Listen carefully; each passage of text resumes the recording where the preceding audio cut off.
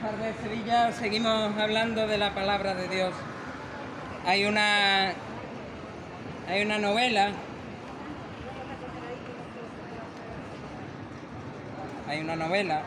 una película y también es una serie de televisión de nombre Orgullo y Prejuicio.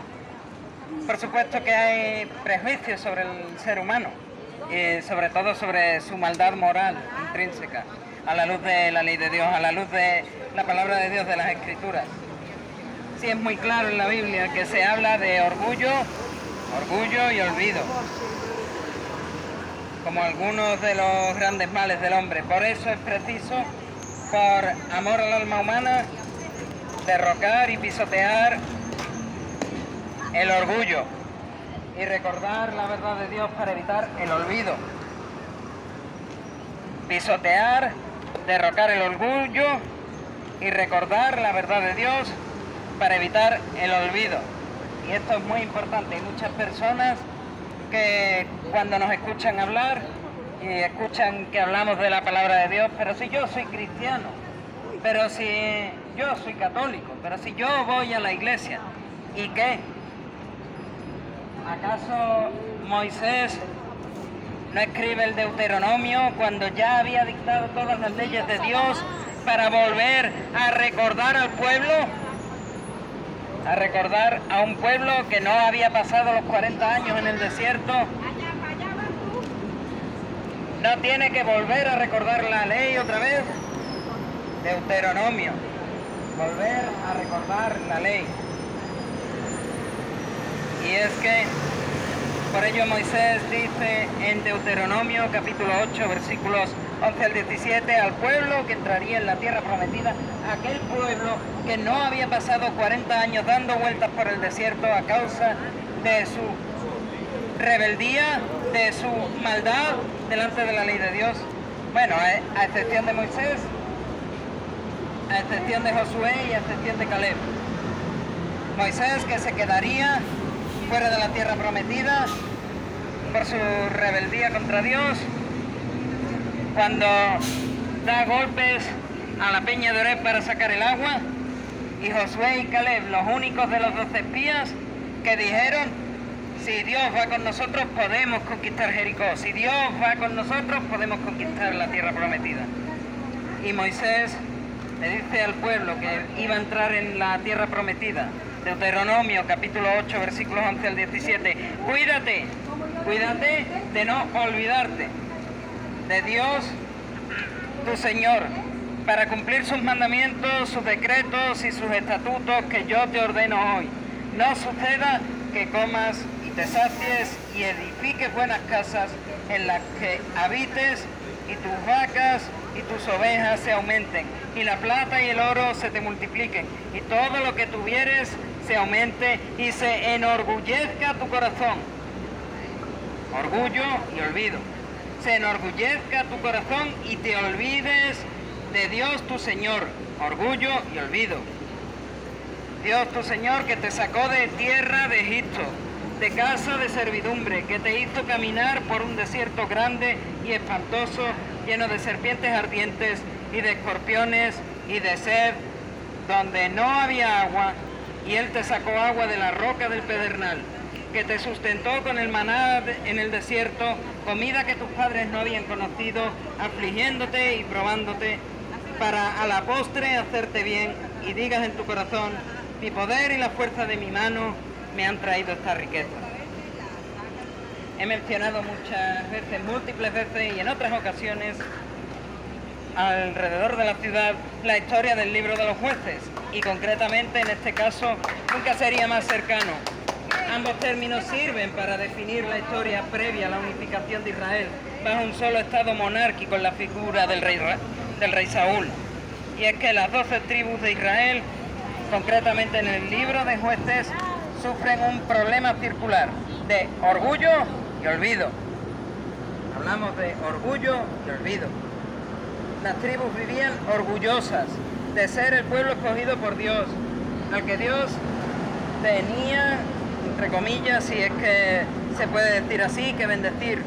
Por supuesto, este orgullo de las tribus de Israel, de alguna manera, llevaba al pueblo a la autosuficiencia y a la insubordinada independencia de Dios, lo que causaba, ese orgullo causaba el olvido del pueblo, que el pueblo olvidara a Dios, que los libró de la esclavitud de Egipto y que los iba a bendecir en torno a la obediencia a su santa ley.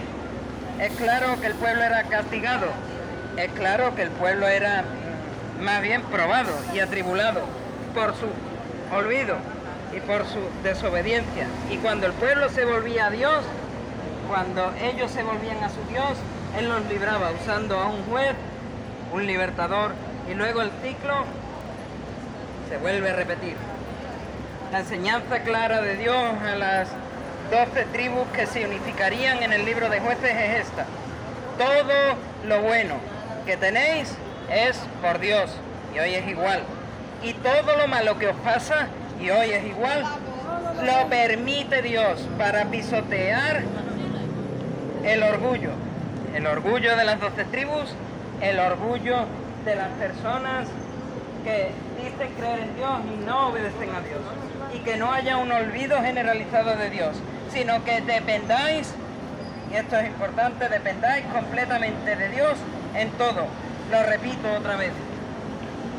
El resumen del libro de Jueces: todo lo bueno que tenéis es por Dios, y todo lo malo que os pasa lo permite Dios para pisotear vuestro orgullo y que no haya un olvido generalizado de Dios, sino que dependáis completamente de Dios en todo. ¿Qué podríamos decir ahora del hombre y del cristiano de hoy? Del que se cree cristiano y del que no es cristiano. Más de uno vivimos con nuestros ojos anclados en el pasado o en el presente, en un severo caso de autosuficiente e insubordinada independencia de Dios, que lleva a una autoconfianza extrema en sentimientos y en los deseos del corazón, desobedeciendo toda la palabra de Dios, y concretamente lo que Dios inspira a Jeremías cuando él describe en Jeremías 17:9: engañoso es el corazón más que todas las cosas, y perverso, ¿quién lo conocerá? Y la respuesta de Dios la vemos en el verso 10, cuando dice: yo soy Dios que escudriño la mente, que pruebo el corazón, y doy a cada uno según su camino, según el fruto de sus obras. Vamos rápidamente en un paréntesis a explicar lo que Dios dice. Proverbios capítulo 6, versículos 16 al 19 enseña: 6 cosas aborrece Dios, y aún 7 abomina su alma: los ojos altivos, la lengua mentirosa, las manos derramadoras de sangre inocente, el corazón que maquina pensamientos inicuos, los pies presurosos para correr al mal, el testigo falso que habla mentiras, y el que siembra discordia entre los hermanos. Y Salomón le sigue en Eclesiastés capítulo 12, versículos 1 al 8, diciéndonos: acuérdate de tu Creador en los días de tu juventud, antes de que vengan los días malos y lleguen los años de los cuales digas: no tengo en ellos contentamiento, antes que se oscurezca el sol y la luz y la luna y las estrellas, y vuelvan las nubes tras la lluvia, cuando temblarán los guardias de la casa y se encorvarán los hombres fuertes y cesarán las muelas porque han disminuido, y se oscurecerán los que miran por las ventanas, y las puertas de afuera se cerrarán por lo bajo del ruido de la muela, cuando se levantará a la voz del ave, y todas las hijas del canto serán abatidas, cuando también temerán de lo que es alto, y habrá terrores en el camino, y florecerá el almendro, y la langosta será una carga, y se perderá el apetito, porque el hombre va a su morada eterna, y los endechadores andarán alrededor por las calles, antes que la cadena de plata se quiebre y se rompa el cuenco de oro, y el cántaro se quiebre junto a la fuente, y la rueda sea rota sobre el pozo, y el polvo vuelva a la tierra como era, y el espíritu vuelva a Dios que lo dio. Vanidad de vanidades, dijo el predicador, todo es vanidad. Y la enseñanza de estos dos pasajes es que es abominación lo que Dios más detesta: la altivez de ojos, es decir, el orgullo. Y Salomón añade: acuérdate de tu Creador, es decir, no tengas olvido de Dios. Entonces, ¿qué es lo que da Dios a los orgullosos y olvidadizos? Pablo, en Romanos capítulo 6, versículo 23, explica Leemos la primera parte, porque la paga del pecado es muerte. La mala noticia es que el hombre es, y aquí no hay sentimientos posibles, como decir, me siento presidente del gobierno y por tanto soy presidente del gobierno. Aquí no hay sentimientos posibles y lo que el hombre es, esto no anula la verdad de las Escrituras, lo que el hombre es, lo vemos en el Salmo 14, versículos 1 y 3, que dicen del hombre, dice el necio en su interior, no existe Dios, corrompidos están, da asco su conducta, así dice Dios del hombre, no hay quien haga el bien, todos están descarriados, todos a una pervertidos, no hay quien haga el bien, ni uno siquiera. En este caso, si los hombres somos naturalmente pecadores, todos, y yo me incluyo, entonces todos, y yo me incluyo, merecemos la muerte por salario. La muerte de la que habla Pablo no es una muerte física, no es mi cuerpo va a la tumba y si tuviese yo un alma, esa irá donde tenga que ir. La muerte como salario por el pecado de la que habla Pablo, la expone en Romanos capítulo 3, versículo 23. Y él dice, por cuanto todos pecaron y están destituidos de la gloria de Dios. Y estar destituidos de la gloria de Dios implica una muerte espiritual, implica una condenación eterna en el infierno, para absolutamente todos. Aquí, ni siquiera yo, ninguno escapa. Esta es la mala noticia, que ninguno puede escapar del juicio y de la condenación de Dios. Y podría citar los 10 mandamientos y pedir que toda persona que se sienta culpable ante algún mandamiento levantase la mano. Y estoy convencido que ninguna mano quedaría abajo. Estoy convencido que ninguna mano quedaría abajo. Visto desde la perspectiva del hombre hacia afuera, esto parece injusto. Como Dios va a mandar a todas sus criaturas, a todos los seres humanos que Él ha creado, a un infierno de fuego, a una condenación eterna solo por haber pecado, aunque solo sea una mentira. Parece injusto, visto desde el hombre hacia afuera. Pero la verdad es que una vez cambiada esta perspectiva errónea por una perspectiva correcta, vemos que el Dios que está ahí arriba, que nos ha creado, tiene toda la libertad de hacer lo que le plazca, incluida la destrucción del hombre, como única de sus creaciones, totalmente insubordinada y aparentemente autosuficiente. No todos los ángeles, no todas sus creaciones angélicas son insubordinadas y autosuficientes. No todos, solo Lucifer y el tercio de ángeles que le siguieron en su rebelión, pero lo que sí es una realidad de la palabra de Dios es que todas sus creaciones humanas, todos los seres humanos son insubordinados e insuficientes. Insubordinados y autosuficientes, todos lo somos, autosuficientes de Dios. Por eso es que Pablo termina dando una buena noticia. Y leemos la segunda parte de este versículo 23 de Romanos 6, que dice, mas la dádiva de Dios es vida eterna en Cristo Jesús, Señor nuestro. Vuelvo a repetir lo que decía Romanos 6:23, la primera parte. Vuelvo a repetirlo, porque la paga del pecado es muerte, esa es la mala noticia. La paga del pecado es la condena eterna del infierno. Mas la dádiva de Dios, el regalo de Dios, es vida. Como el apóstol escribe a los Efesios, porque por gracia sois salvos, por medio de la fe, y esto no de vosotros, pues es don de Dios, no por obras, para que nadie se gloríe. Somos salvados por gracia, gratuitamente.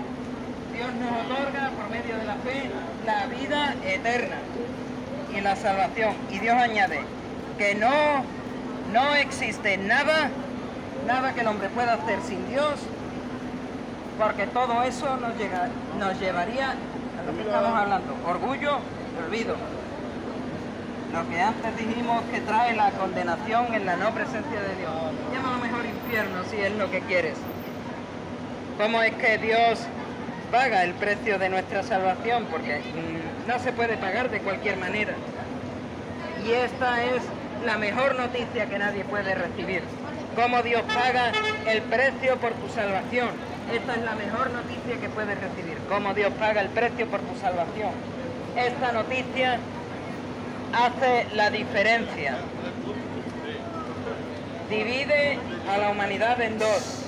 Los que se salvan y se van con Dios a su presencia, al cielo, y los que no se salvan. Los que son condenados y se van al infierno. Lo que divide en dos a la humanidad es cómo es que Dios paga el precio de nuestra salvación. Porque no podemos ser salvados, tener vida en abundancia o ser librados de la esclavitud del pecado, sino que estas son las consecuencias del mayor acto de amor, del mayor acto de misericordia de Dios. Un acto de total, y esto es al revés de lo que estamos hablando, mientras que el hombre es orgulloso y olvidadizo, Dios es alguien que se humilló y que recuerda al ser humano. Tiene memoria del ser humano. Y tiene memoria de algunos seres humanos para bien. Como Pablo expone a los Filipenses, capítulo 2, versículo 5 en adelante: haya pues en vosotros este mismo sentir que hubo también en Cristo Jesús, el cual, siendo en forma de Dios, no estimó el ser igual a Dios como cosa que aferrarse, sino que se despojó a sí mismo, tomando forma de siervo, hecho semejante a los hombres, y estando en la condición de hombre, se humilló. Nosotros somos orgullosos por naturaleza, por lo menos algunos son orgullosos por naturaleza, pero Jesús se humilló por esta naturaleza humana caída. Se humilló a sí mismo, haciéndose obediente hasta la muerte y muerte de cruz, por lo cual Dios también le exaltó hasta lo sumo y le dio un nombre que es sobre todo nombre. Un nombre que es sobre todo nombre, para que en el nombre de Jesús se doble toda rodilla de los que están en los cielos, en la tierra y debajo de la tierra. Y toda lengua confiese que Jesucristo es el Señor, para gloria de Dios Padre. La diferencia, lo que separa a la humanidad muchas veces es si confesaste que Jesús es el Señor y doblaste rodillas aquí en vida o allá en muerte. Eso divide a la humanidad en dos: los condenados del infierno y los salvados habitantes del cielo. En nuestro orgullo y olvido, a Dios no le importó poner en la persona de Cristo humillación y recuerdo por el hombre pecador. Jesús, y déjame decírtelo rápido, es el Dios que se encarnó a través de María. Es el que no tuvo pecado al nacer. Él es el representante legal perfecto para la humanidad al resistir las tres tentaciones del diablo. El Señor Jesús vivió la vida perfecta y sin pecado que demanda Dios de toda la humanidad, de toda, de mí primero y de todos los que estamos aquí. Dios demanda perfección moral ante la ley. Puede cumplir esta perfección moral. Y finalmente, Cristo en la cruz del Calvario muere por todos los seres humanos caídos, fue sepultado y resucitó al tercer día, de forma que, y aunque no para todos, los que reconocen su estado espiritual caído a causa del pecado y se arrepienten genuinamente del pecado, Dios perdona sus pecados. Digamos que pone la cuenta a cero, pero legalmente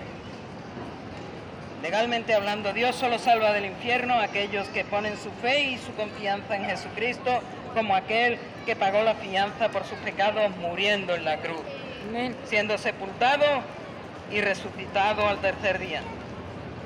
Y lo expone Pablo en Colosenses capítulo 2, versículos 13 y 14, cuando dice: y a vosotros, estando muertos en pecados y en la incircuncisión de vuestra carne, lo pongo también como si fuese yo, y a mí, estando muerto en mi pecado, estando muerto en la incircuncisión de mi carne, Dios dice, nos dio vida juntamente con Él, perdonándonos todos los pecados, anulando el acta de los decretos que había contra nosotros, que nos era contraria. La lista de pecados que hemos cometido a lo largo de nuestra vida y los que vamos a cometer y los que estamos cometiendo, ese acta de los decretos que había contra nosotros nos era contraria. Y dice Pablo que Jesús la quitó de en medio y la clavó en la cruz. Jesús quitó esa lista donde dice: Pablo es un mentiroso, Pablo es un idólatra, Pablo es un desobediente a los padres, Pablo es un blasfemo, Pablo es un necio, un ateo, Pablo es un ladrón, Pablo es un asesino, Pablo es... y ponle el pecado que quieras. Pues toda esa lista, que en mi caso cada uno tiene la suya, nos era contraria. Cuando fuésemos a enfrentar el juicio de Dios, el diablo la iba a presentar e iba a decirle a Dios: ¿ves? Este hombre merece el infierno. Todos aquellos que se arrepintieron como yo de sus pecados estando en vida, todos aquellos que como yo pusieron su fe y confianza en Jesús como el único que murió, fue sepultado y al tercer día resucitó por ellos. Todos aquellos, coge Jesús este acta y suponiendo que esto fuese la cruz del Calvario, coge y la clava.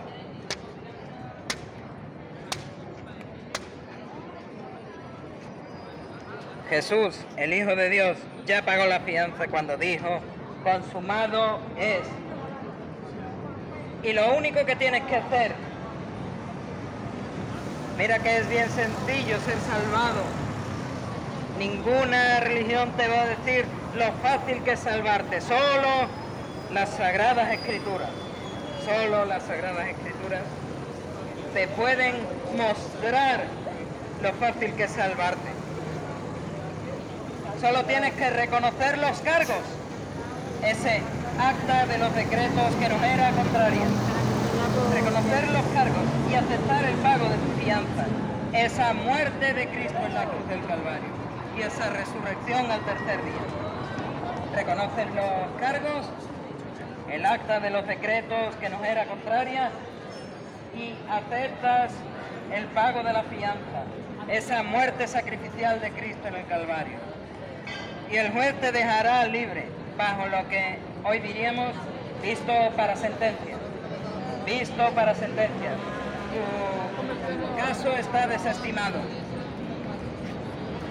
Dios, el justo juez, dice visto para sentencia. Cuando alguien ha aceptado los cargos que son este acta de los decretos que nos era contraria, ha reconocido este acta de los decretos, estos cargos, y ha aceptado el pago de la fianza, esa muerte de Jesús en la cruz del Calvario. En palabras de Jesús, el visto para sentencia de Dios sería: bien, buen siervo y fiel, sobre lo poco has sido fiel, sobre lo mucho te pondré, entra en el gozo de tu Señor, lo cual implica vida eterna en el cielo, que ninguno, yo soy el primero, ninguno podemos ganarnos por nosotros mismos, para darle a Dios toda la gloria y la honra que solo Él merece. A Él sea la gloria.